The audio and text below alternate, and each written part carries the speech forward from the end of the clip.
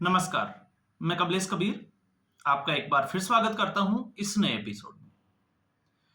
आज के इस एपिसोड में हम बात करने वाले हैं न्यायपालिका के दो आधारभूत स्तंभों की।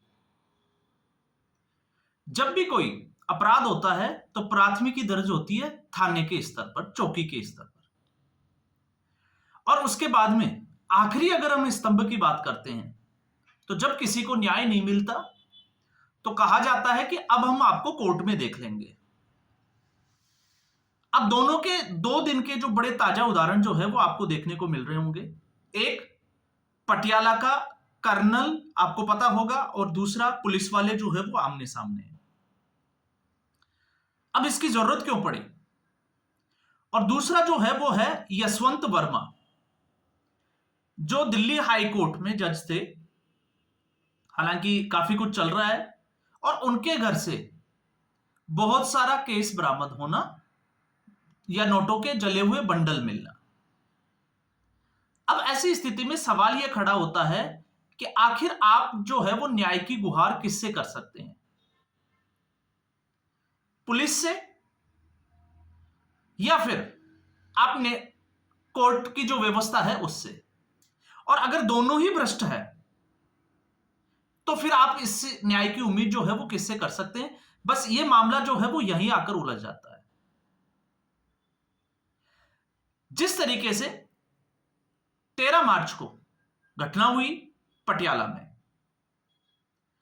कर्नल पुष्पिंदर सिंह बाट और उसका बेटा अंगद सिंह रात को किसी दूसरे शहर से आए। लगा कि ज्यादा लेट नाइट जो है वो घर पे खाना खाएंगे, इससे अच्छा है बाहर कुछ खाते हैं। राजेंद्र हॉस्पिटल के पास हरबंस ढाबा बड़ा फेमस है। उस पर लगातार जो है वो जमावड़ा रहता है। लेकिन समस्या पंजाब की यही है कि लोग जो है वो आज भी जितने भी जो पब्लिक प्लेसेज है वहां पर शराब या अल्कोहल का नशा करने से हिचकिचाते नहीं है। अब ऐसी स्थिति में 12 पुलिस वाले जो किसी व्यक्ति का एनकाउंटर करके वहां पहुंचते हैं नशे में धुत। अब यहां पर स्थिति यह बन जाती है, क्योंकि हरबंस ढाबा ये तो रोड के ऊपर है, और सवाल तो यह भी खड़ा होता है कि क्या ऐसे ढाबे, उनके ऊपर एक्शन नहीं होना चाहिए जिनके पास पार्किंग की व्यवस्था ही नहीं है? गाड़ी को हटाने के लिए बोला जाता है, मामला तूल पकड़ता है और उसके बाद मारपीट शुरू हो जाती है। अब सवाल यह है कि अगर कोई व्यक्ति पुलिस वाले के ऊपर हाथ उठाता है तो उसको तुरंत गिरफ्तार कर लिया जाता है। लेकिन कानून क्या यह कहता है कि पुलिस वाले किसी के ऊपर हाथ उठाए पब्लिक प्लेस के ऊपर तो क्या उनको गिरफ्तार नहीं करना चाहिए? या फिर उनके पास जो है वो इतनी पावर है कि आप उनका कुछ कर ही नहीं सकते, क्योंकि उन्होंने जो कर दिया वो ही जो है वो सत्य मान लिया जाए? ऐसी स्थिति में एक कर्नल के साथ मारपीट करना, उसके बेटे के साथ मारपीट करना, और मारपीट का एक तरीका होता है। कानून यह कहता है कि अगर आपने नो पार्किंग में गाड़ी अपनी खड़ी कर रखी है तो आप उसको या तो बाउंड कर सकते, थाने ले जा सकते हो, या फिर आप उसका चालान काट सकते हो। मारपीट का राइट जो है वो पुलिस वालों को भी नहीं है, लेकिन फिर भी मारपीट हुई। उसके बाद में कर्नल का मोबाइल छीना गया, कर्नल की आईडी कार्ड देखी गई। और अगर आईडी कार्ड देखने के बाद में अगर एक सेना के अफसर का यह हाल है तो आप सोच के देखो सिविलियंस के साथ क्या होता होगा। फिर उसके बाद में जो है वो एमएलआर, आप देखिए, पुलिस वालों से मोबाइल मांगा जाता है, आईडी कार्ड मांगा जाता है, तो यह कहा जाता है कि अगर आप जिंदा बचोगे तो सुबह आके थाने से ले लेना। अब सवाल यह भी उठता है कि जब आप सड़क पर चल रहे होते हो तो आपके मुंह में पुलिस वालों के द्वारा अल्कोहल का एनालाइजर ठूस दिया जाता है, एक मशीन जो आती है। अब कभी हमने सोचा कि जो पुलिस वाले जो नाकाबंदी करके खड़े होते हैं, क्या उनका कोई अल्कोहल के लिए कोई इस तरीके का टेस्ट होता है? तो वो टेस्ट तो जो है वो शायद ही किसी को पता होगा कि ऐसा कुछ होता होगा। तो सवाल जो है वो बहुत सारे खड़े हो जाते हैं। पंजाब में इस वक्त दिल्ली चुनाव में हारने के बाद आम आदमी पार्टी की सरकार ने एक बड़ा अभियान चलाया, ड्रग्स के खिलाफ।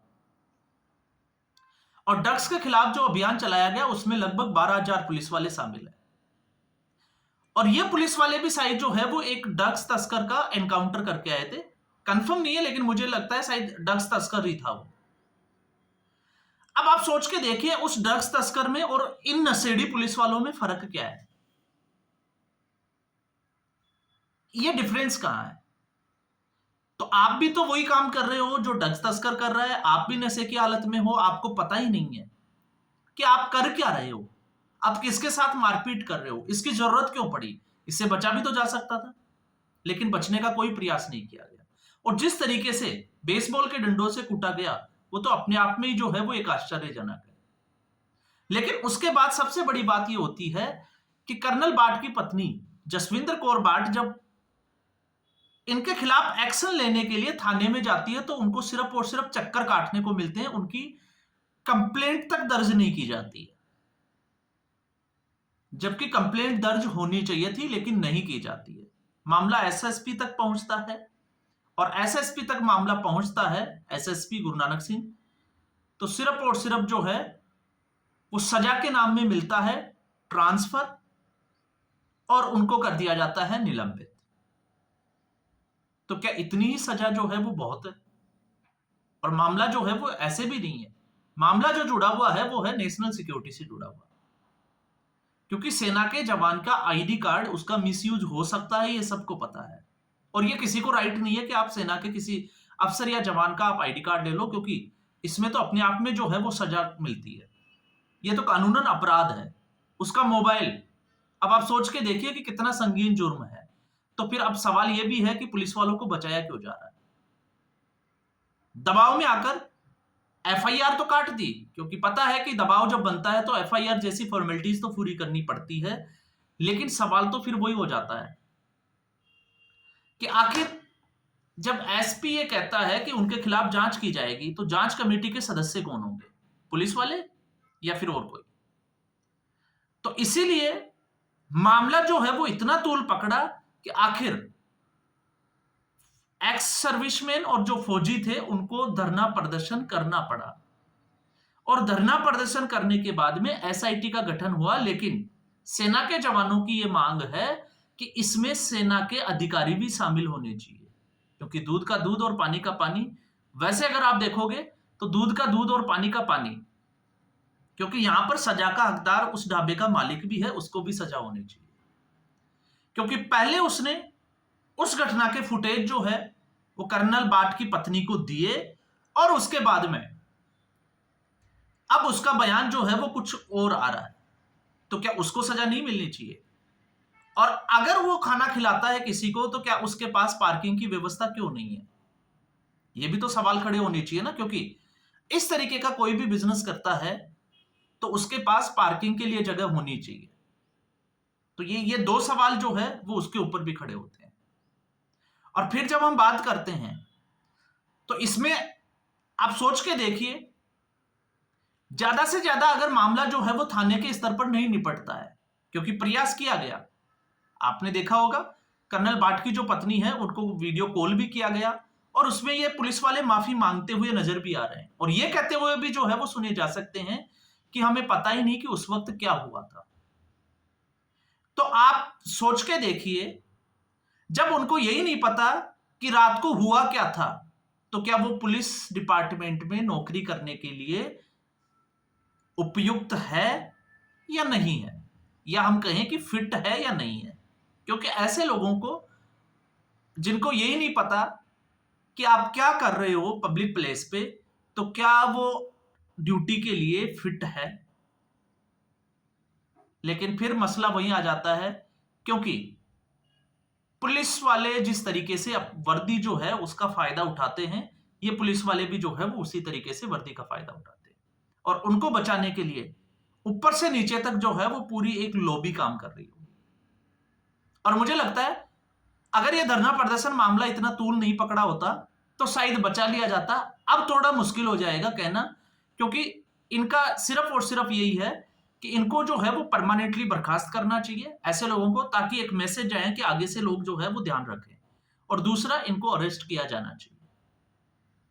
लेकिन फिर सवाल खड़ा यह हो जाता है कि क्या न्यायपालिका के ऊपर भरोसा किया जा सकता है? क्योंकि आखिरी ऑप्शन तो यही होता है ना, क्योंकि यहां पर कर्नल पुष्पिंदर सिंह बाट की जो पत्नी है उसने भी यही कहा है कि वो अब इस मामले को कोर्ट में भी ले जा सकते हैं। तो क्या जजों पर भरोसा किया जा सकता है? ये भी अपने आप में जो है वो एक सवाल खड़े करता है। और जब ये सवाल खड़ा होता है तो फिर पुष्पिंदर वर्मा, सॉरी गलत बोल गया मैं, पुष्पिंदर जो है वो बाट का नाम था।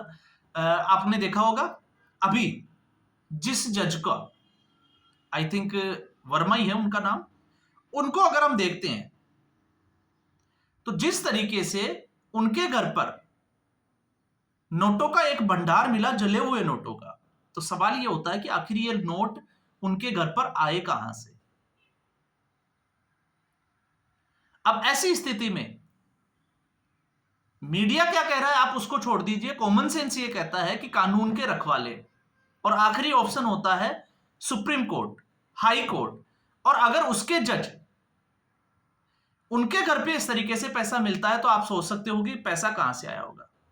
और जब पैसा आया होगा तो आपने ये भी पता होगा कि कितने ही निर्दोष लोगों को इसमें सजा दी गई होगी और कितने ही अपराधियों को जो है वो बचाया गया होगा, उनको जमानत दी गई होगी। तो ये एक आखिरी ऑप्शन था। दबे कुचले हम लोग जो है वो सब लोग जानते थे कि ऐसा कुछ जो है वो इस न्यायिक प्रक्रिया में होता है, और ऐसे बहुत सारे फैसले जो है वो संदिग्ध माने जाते हैं जिनमें कुछ उलट ही हो जाता है। अब कैसे हो जाता है आपने देखा होगा, जिस तरीके से तीस्ता सीतलवाड़ जो कि जम्मू कश्मीर को भारत का अभिन्न अंग नहीं मानती, उनकी सुनवाई के लिए सुप्रीम कोर्ट के दरवाजे रात को 12 बजे खुल जाते हैं। आपने सुना किसी आम आदमी के लिए कोर्ट जो है वो 5 बजे बाद भी बैठा हो? नहीं। अमानतुल्लाह खान, जियाउर रहमान बर्क, पब्लिक डोमेन में जिनके भड़काऊ भाषण है उनको इंटरिम बेल दे दी जाती है, उनको जाने की भी जरूरत नहीं होती। और यही दिल्ली हाई कोर्ट जब अरविंद केजरीवाल के केस में यह कहता है कि गिरफ्तारी वैध है, ईडी और सीबीआई के पास में अरविंद केजरीवाल को पकड़ने के लिए जितने भी तथ्य, साक्ष्य, सबूत जो चाहिए वो मौजूद है, तो फिर उसके बाद में जमानत क्यों? इसका मतलब यह हुआ कि अरविंद केजरीवाल के खिलाफ साक्ष्य है तो वो उस घोटाले में शामिल है, और अगर घोटाले में शामिल है तो फिर जमानत क्यों? क्योंकि यहां तो घोटाला करोड़ों रुपए का है। तो यह स्थिति जो है वो हमारे इस देश की है, इसलिए इस देश की न्यायिक प्रक्रिया पर हर समय जो है वो सवाल खड़े होते रहते हैं। अब यहां पर सेना और पुलिस आमने सामने है। अगर आप सोच के देखिए, अगर सिविलियंस होते तो क्या होता? अब सेना है तो निश्चित तौर से पुलिस प्रशासन के ऊपर दबाव होगा और कोई ना कोई एक्शन जो है वो जरूर लिया जाएगा। तो आज के एपिसोड में बस इतना ही। उम्मीद करूंगा ये वीडियो एपिसोड आपको पसंद आया होगा। वीडियो को लाइक करें, शेयर करें, चैनल जरूर सब्सक्राइब करें। धन्यवाद।